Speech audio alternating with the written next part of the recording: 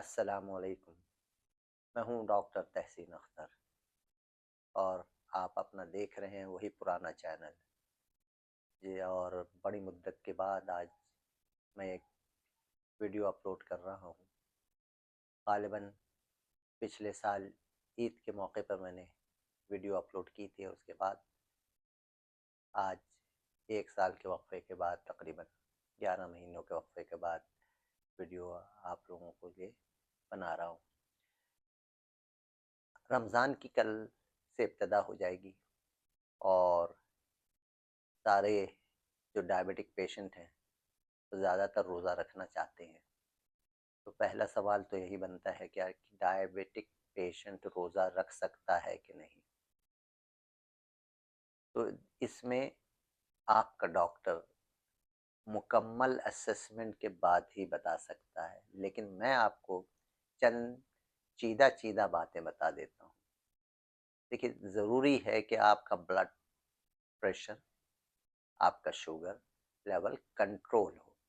अगर आपका blood pressure और शुगर लेवल कंट्रोल नहीं है तो फिर रोज़ा रखने में कबाहत होगी और उसमें मसाइल पेश आ सकते हैं। फिर दूसरी बात, क्या आपकी किडनी नॉर्मल काम कर रही है? क्या दिल का फंक्शन आपका ठीक है? क्या आपकी आँखों की बीनाई ठीक है और इसमें शुगर की वजह से कोई तब्दीलियाँ तो आँख के पर्दे पर नहीं आ रही?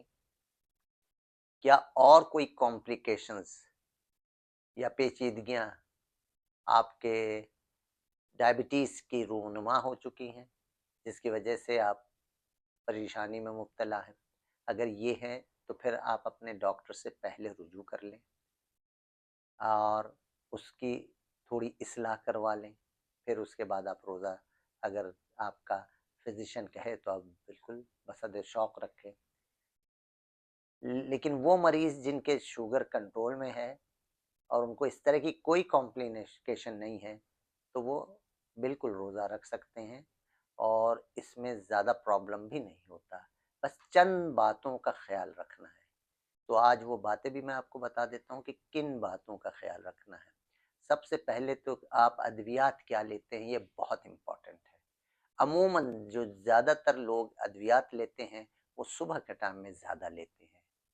अब चूँकि रोज़ा रखना है, तो रोज़े में आप सुबह के नाश्ते के बजाय सहरी कर रहे होते हैं, जो कि थोड़ा अर्ली होता है। अब इस सहरी के टाइम पर आप सुबह की जो अद्वियात लेते हैं, अमूमन शुगर के लिए वो नहीं लेंगे, बल्कि वो तमाम अद्वियात जो सुबह में ली जाती हैं, वो चली जाएँगी अफ्तारी के टाइम पर। यानी रोज़ा पहले खोल लें और फिर उसके बाद अद्वियात लें। और अगर आप रात के वक़्त कोई दवा लेते हैं शुगर के हवाले से, तो वो रात वाली दवा वो आपकी चली जाएगी सहरी में।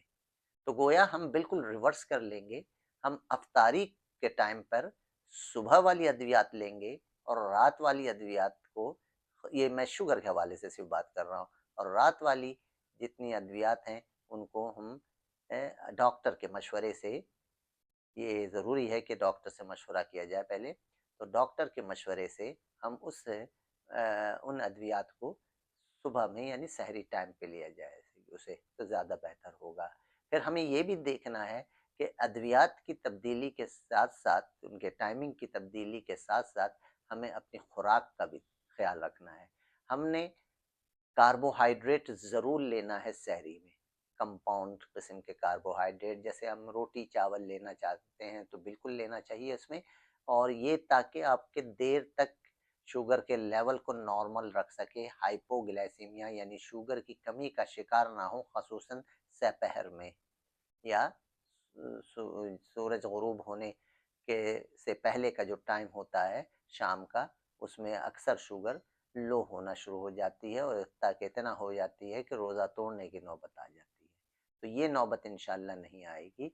इस तरह से अगर हम ख़्याल रखें कि सहरी हम ऐसी ज़रूर करें जिसमें कार्बोहाइड्रेट की मकदार हो, लेकिन ये कार्बोहाइड्रेट की मकदार ऐसी हो जो कि लो ग्लाइसेमिक इंडेक्स हो और जिसका कार्बोहाइड्रेट लोड जो है वो हाई ना हो बल्कि मीडियम या लो हो। तो कार्बोहाइड्रेट के हवाले से ये हमें نالج ہونا چاہیے تاکہ ہم اپنی غذا کو اس حساب سے اس کا جو ہے انتخاب کر سکیں۔ اس طرح سے آپ جو روزہ رکھیں گے تو اس میں کسی قسم کی ہائپوگلیسیمیا ہونے کا چانس بھی نہیں رہے گا، اور ہائپر گلیسیمیا یعنی شوگر بے انتہا جو بڑھ جاتی ہے اس کا بھی چانس نہیں رہے گا۔ تو یہ رمضان مبارک کا مہینہ آپ سب لوگوں کو مبارک ہو۔ آپ اس میں صحت و تندرستی کے ساتھ اللہ کی عبادت کریں، اور تقوی جو اس روزے کا حصول ہے اس کو حاصل کرنے میں اللہ تعالیٰ آپ کو اور ہمیں کامیاب کرے۔ آمین۔